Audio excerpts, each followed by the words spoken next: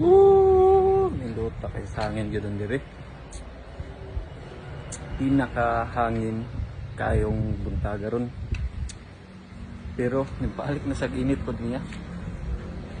Pero good sa gid kayo guys. So parisa na to quarantine na to diri guys. So pinakadabis nga tigid ni siya gid.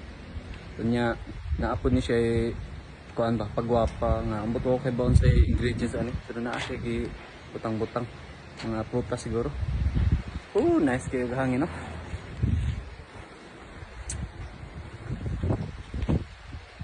Super enjoy karong adlaw og karon dire ta sa Salakot Bites. Chill dire.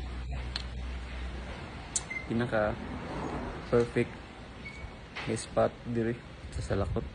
Og ako rang usa nya hangin kaayo. Nya enjoy mag coffee dire.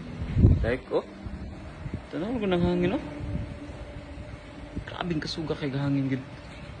Nya pinakasakto karon guys kay god. Tinginit karon. So while nagwaiting ta sa gi hinloan nga isda dito. So good sa kay guys kay ginloan tong isda nagpamalihog ko ang pagmangko niya after ani sa coffee sa tea then magluto na buta pagpangandam para sa paniud to while this ta. So kay kanan napamuntay tayo na sa aksyon gamiton magkita nya enjoy tas nice kayo nga panahon ng dire. So nice kayo pabor na taron. So stay sa tadirig pila ka minutes guys after mag pretag panapanood to. O datay labis nga hina taron. Okay.